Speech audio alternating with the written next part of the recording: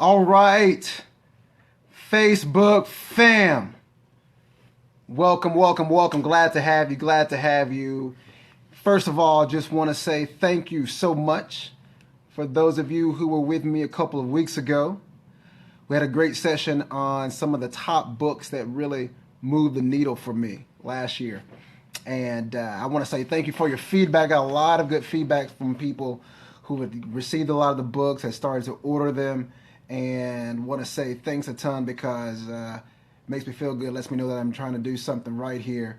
Also, just want to say I know we're getting to the end of 2016, and this has really been something that's been on my heart, but I want to help you get to where you want to go. I don't know where it is you want to go. There have been a lot of times in my life where I didn't quite know which path to take. I can't say that I know the answer of where you should be, but I do believe that there are some tools that will help you choose the right path, persevere, and get to the end goal regardless of what that may be. So in 2017, let's both focus on that. For those of you who don't know me, Daron Roberts, fifth generation East Texan, went to the University of Texas, also went to Harvard Law School, went to the Kennedy School of Government, racked up a lot of debt before I figured out that I really wanted to be a football coach. So I decided to turn down my offers to law firms. At the time, the going rate was easily 6 digits. I turned down 2 law firm offers and wrote a letter to every team in the NFL. And one team, the Kansas City Chiefs, decided to give me an internship. I went there, no pay, no benefits, 18-hour days, and loved it. Loved it. And from there, coached with the Detroit Lions, with the Morgantown, West Virginia Mountaineers, and then with the Cleveland Browns. So now I'm at the University of Texas. Let's get down to writing. I teach around 300 students a year, right? I teach in the fall, the summer, and the spring. And I just read 100 eulogies. So I have all of my students write eulogies in one of my classes. And so writing is something that's really fresh for me. I know it's also a goal that a lot of people have and that very few people follow through on. So I want to talk about the 3 major impediments, okay? The 3 obstacles, the 3 things that are keeping you from writing what you want to write, okay? Number 1. And then I want to talk about 3 ways to combat those obstacles, okay? I know that this is something that's near and dear to a lot of people, so thank you for emailing me, for folks who said, hey, I want to learn a lot more about how to write. I see you, John Talbert. Good to see you up there in Vermont. I know it's cold. It's pretty warm here in Texas. So let's get to it. Here's the first one. Number 1, the obstacle why a lot of people don't write, because they're lazy. L-A-Z-Y. L-A-Z-Y. This is where I want to put my coach hat on, okay? I've got a ton of friends, a ton of people and family members. Oh, I'm going to write this book. Oh, I'm going to write this book. Oh, I'm going to write this book. And you know what? They don't. What's up, Kevon? They don't write it. Why? Because they're lazy. They are lazy. And this is the thing. If you're lazy, just be honest with yourself, okay? If you are honest with yourself and say, hey, listen, I've got this goal of writing, but I'm too lazy to do it, okay, we can work with that, all right? We can get you to where you need to be. But if you're not going to acknowledge the fact that at the end of the day, you much rather sit on the couch, Netflix and chill it up, have a good time instead of putting the time and the effort into really writing, that's a problem. So at least acknowledge the fact that you're lazy, okay? The numbers say that around 70% of people who start to write a book, okay, we're talking about the introduction in chapter 1 and chapter 2, never finish, okay? 70% of the people who start to write a book never finish, all right? So remember that. Let's make sure you're in that 30% that complete it. Here's obstacle number 2. I call this the Hemingway hang-up, all right? The Hemingway hang-up. So for those of you who are not lazy, let's say you write. You've been writing. The problem, though, is you are trying to edit in real time. All right? So every single sentence, you're sitting there typing and you're thinking, okay, wait, is this the right word? Should I shift this verb here? Is this the right tense? Let me give you something. You can't edit in real time. I'm going to give you a little bit of advice when we get to the 3 pieces of advice that you can use to get yourself on track to write. But don't try to edit in real time. Don't make this thing a masterpiece as you type. Okay? Just let that thing flow. All right, number 3. Too much interference. Oh, man. You've got Uncle Ted telling you about what you should be writing or you can't write. You remember something from your English teacher back in the 3rd grade. Somebody told you.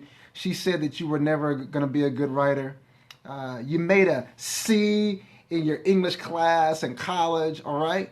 So there's a lot of interference. Sometimes what happens is that we know we have a book inside of us. It may be an article, all right? We know we have something that we want to put into the world and we want to write. But you keep thinking about all of these negative influences, right? And all of these negative things that have been said about your writing skills. So let's go ahead.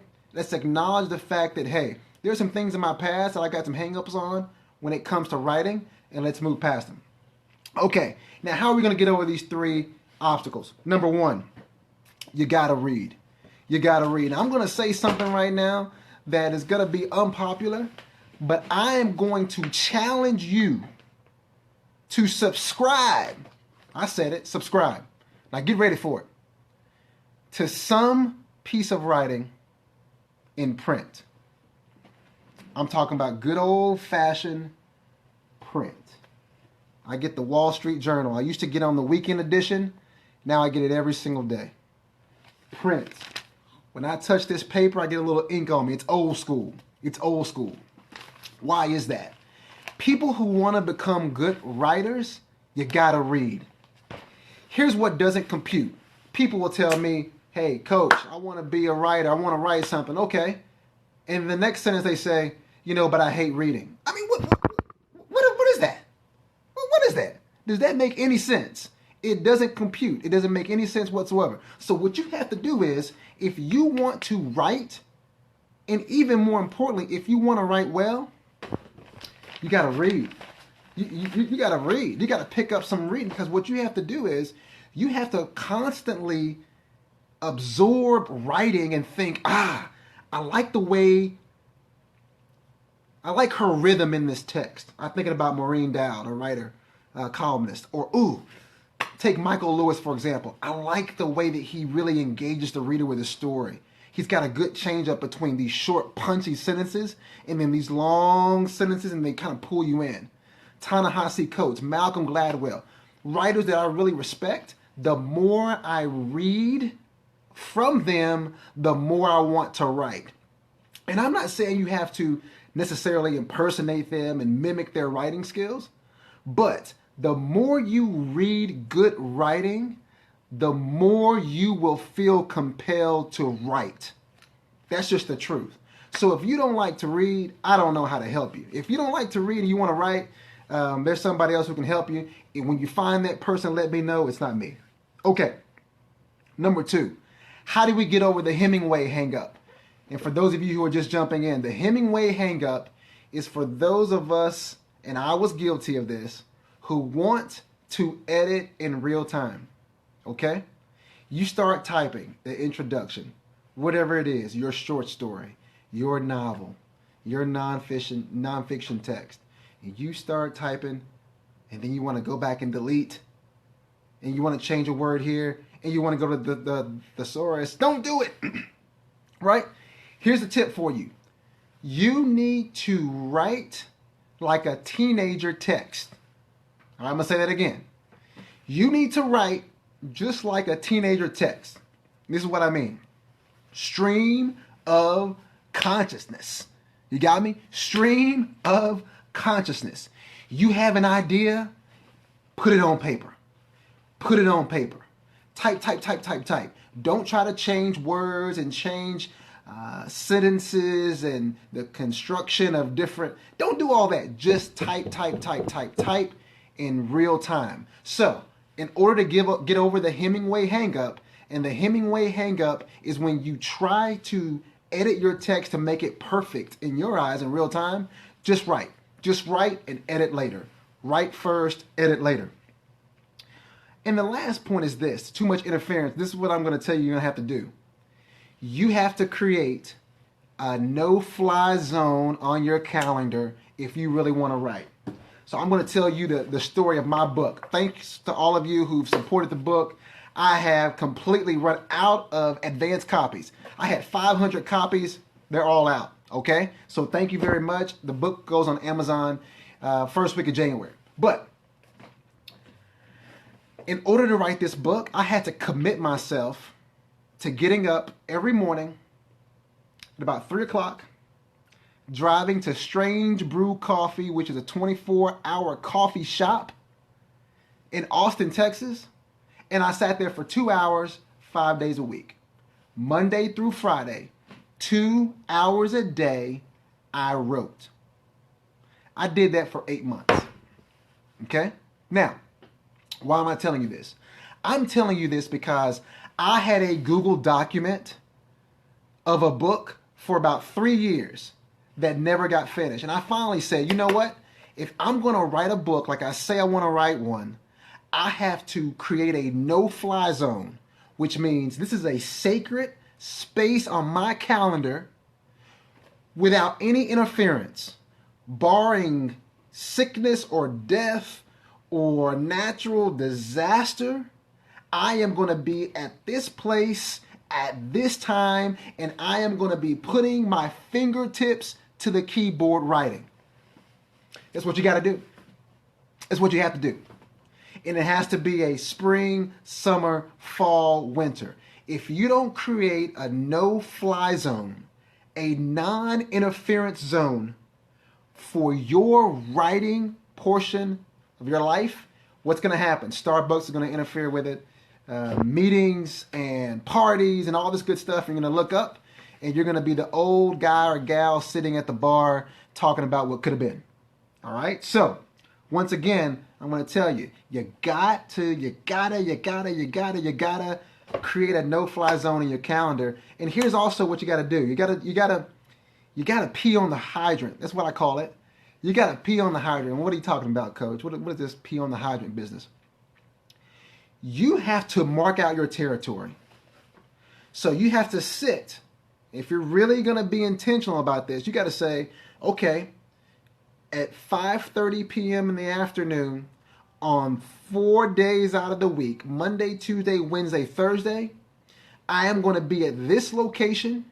I'm going to be sitting in this chair. I'm going to cut off the Wi-Fi. Woo, Lord. Hold on. I said it. Cut off the Wi-Fi. Let that sink in. Get off the Wi-Fi. I'm going to go to a special place at a special time with my computer or my journal, and I'm going to cut the Wi-Fi off, and I'm going to write for a designated period of time. I promise you, if you do that, here's what you're going to find. It's going to accumulate. Some days you're going to write 500 words. Some days you're going to write 50 words. Some days you're going to write 1,000 words. But you're only going to do it if you go to the same place at the same time and do the same thing, period, without interference. You got to cut the text, cut that cell phone off. The horror. Cut it off. You got to cut that Wi-Fi off. Oh, my Lord. The horror. Cut it off and write and write and write and write. And one day it's going to turn into 2 days, it's going to turn into 2 weeks, it's going to turn into 3 months, and you're going to look up and you're going to have a piece of writing that you're going to say, you know what? This is a manuscript that I'm proud of and that I can really get behind. All right, but it has to be intentional, and you have to do it the same place, same time. You got to make sure you mark your territory off. All right, so once again, 3 hang-ups. Why people don't write? They're lazy. They like to talk about it, but they don't want to do it. Don't be in that category. If you are in that category, be honest with yourself, and let's talk about a way to get you out of it. Number 2, the Hemingway hang-up. Everyone wants to write the masterpiece in real time. It doesn't happen that way. You're not going to be Ernest Hemingway or Shakespeare, Robert Frost or Richard Wright or insert writer here in real time. Don't edit, just write. And then the third one is there's too much interference. You're thinking about the English teacher from back in the 5th grade, and you're thinking about your roommate who told you were a bad writer, and you're thinking about the bad grade that you got in a writing class back in college. Put all of that behind you. If you have a message that you want to share with the world, and you want to put something into the atmosphere that is from you, a story that you have to tell, then you have to do it. And the way you're going to do it is this. Number one, you're going to create a no-fly zone in your calendar. A systematic, weekly, same day, same time, same place, same keyboard, I'm cutting the Wi-Fi off, I'm cutting off my cell phone, I'm putting in this designated time period to write. All right? Next thing you're going to do is, I want you to do this at the end of the day. I want you to envision what it looks like. So I saw this book in my mind before it became a reality. I meditate every morning. I sit there and I think about what are the things that I need to do that day? Who am I going to be that day? Right? And daily I think about what is it that I want to create into the world. So you have to see this thing in order to create it. Now, any questions? Any questions? We'll take a few questions. Happy holidays, by the way. Carrie, what's going on? Carrie's coming in from Tennessee. We got Jay coming in from Chicago. Mr. J Bat was just awarded one of the 40 under 40 in Chicago, which is a big deal. You know, some of the likes of Oprah and Barack Obama and Rahm Emanuel. So congrats, Jay. Any questions about writing? Couple of things I just want to say. Number one, feel free to email me, Coach DKR at CoachDKR.com. So Coach DKR at CoachDKR.com. I have a list of books and articles that I like, not necessarily for the message, but just for the different techniques that people use. Also, I'd be interested to hear from you. I want to start pouring more of myself into the world. All right. And I want to do that through Facebook Live. If there are some topics that you want to explore in the upcoming year, I'm thinking about ways to conquer Gmail and email, ways to conquer scheduling, apps, the essential apps that you need to be using. If there are any topics, please email me at CoachDKR.com. Okay, I got a question here from Mr. Fisher. Chris, before you wrote the book, did you practice with blogs? Good question. So before I wrote the book, I'll tell you this.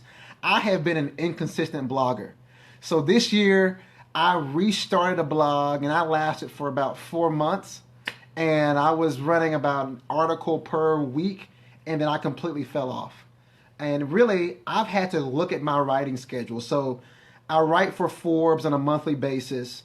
I also will write some op-eds for the Dallas Morning News, sometimes for Time. I'll submit those depending on what topics come up. So I got completely overwhelmed, and I just really fell off on my blog. But 2017, right now I've done a 2016 review. I gave myself a C- in the category of writing in terms of the blog. You know, I wrote the book, but I did not hit my benchmark when it came to the blog. So I am going to reignite the blog, but for me, I'm starting a newsletter in 2017. So that's going to be an email newsletter once a week, things that I find that are interesting, motivational, topics on leadership and ways to really get from point A to B. And I'm going to have an email list that people can sign up to and get a dedicated email from me in 2017. So good question, Chris. Blogs are great, but to Chris's question, blogs is really a really good way. It's probably the best way to get practice. Be consistent. I wasn't consistent, right? So tell yourself before you start a blog, say, I'm going to write every other week. I'm going to write every Tuesday. I'm going to write once a month, and then stick to that. Because people will start to expect, just how much, they'll start to expect your writing because it's going to get good. And if you let them down, then it'll be a bad deal. Chris, I know who you are, man. Chris from Texas High School Football Chat. Great guy doing some really good work with coaches around the country and especially in the state of Texas. So thanks for being with us. Any other questions? Great question from Chris on the blogging.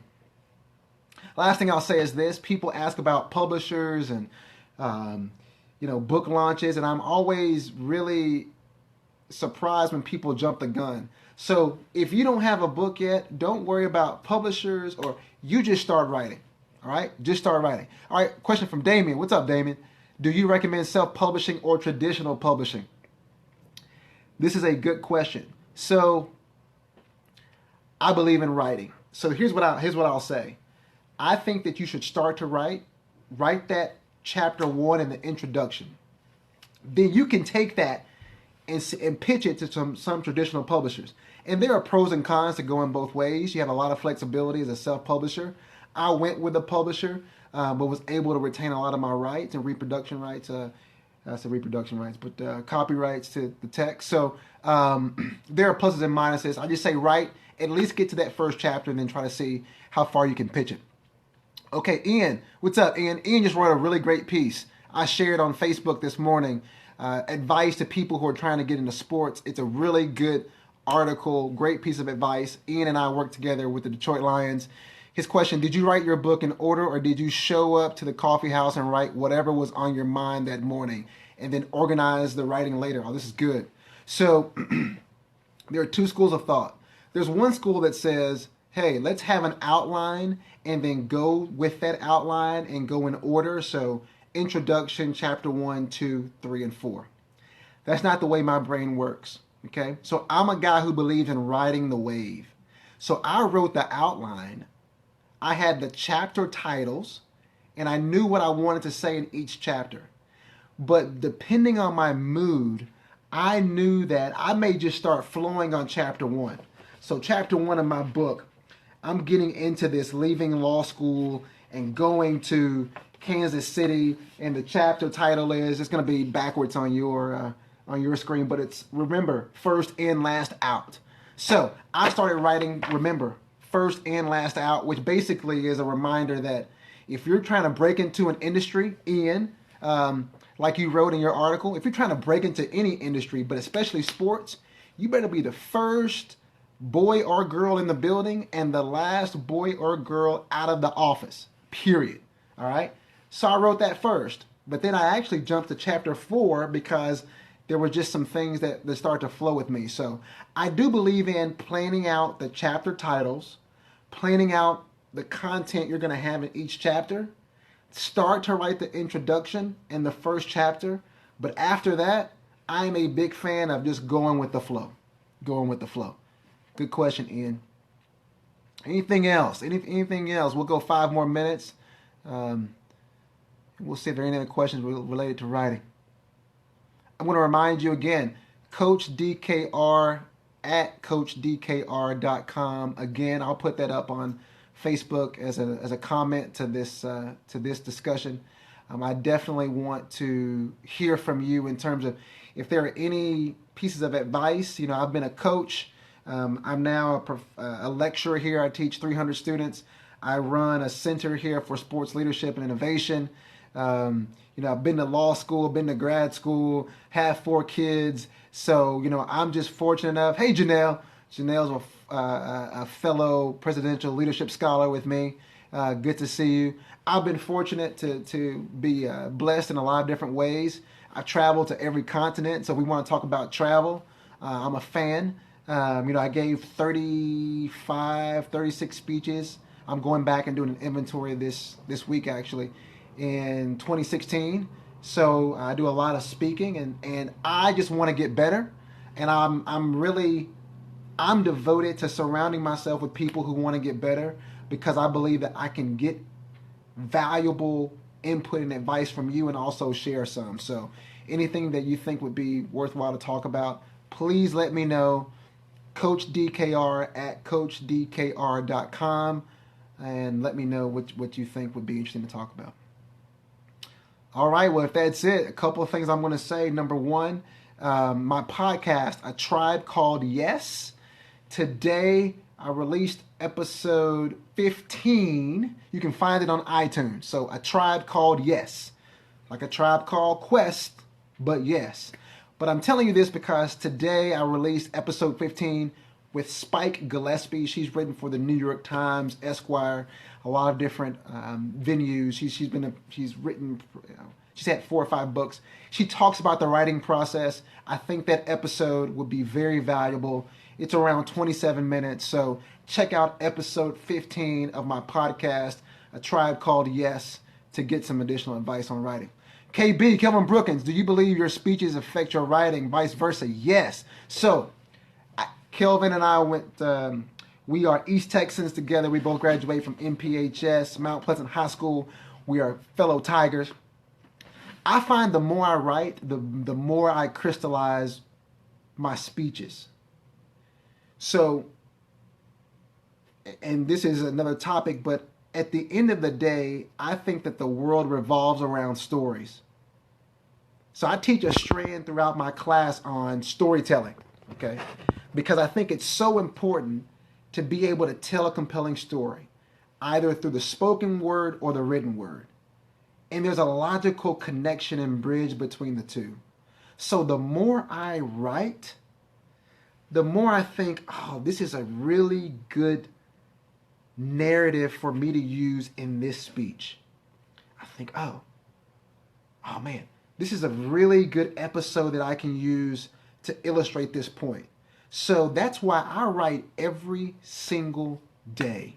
Every single day. And sometimes it's 100 words, sometimes it's 1,000, but every single day I write because I think about, oh, okay, here's a great point that can be used somewhere else. So what I love about writing is the fact that you can really repurpose the content, whether it's for a speech, a podcast, etc. So good question, and love to hear from you. Kelvin's got a great campaign going on right now where he has a funding campaign to help people in Dallas who are homeless to get clothing to stay warm. So please check his site out, Kelvin Brookins on Facebook. All right, Janelle, you may have answered it, but did you outline your book first or did it just flow? Yeah, so for me, and there are 2 schools of thought, I outlined it first and I wrote the introduction in chapter 1, but then I just let it go. So I jumped from there to chapter 4. I wrote chapter 4, then I went back to 2. And it was an 8-month-long process, but I am a I'm a true liberal arts student. So my mind is not a very linear type of organism. So, man, if I feel it, I go. I'm all about riding the wave, all right? So I'm all about riding the wave. So, Janelle has an incredible background, a lot of accomplishments, including she was speechwriter for Condoleezza Rice, Secretary Rice. So glad to have her on. Jennifer Edwards, my cousin, and also social media guru, Dr. Edwards. And she says, it is okay to be linear. Yes, so for you linear folks, hey, for you, if A then B, if B then C, by all means, I bow to you and I give you praise.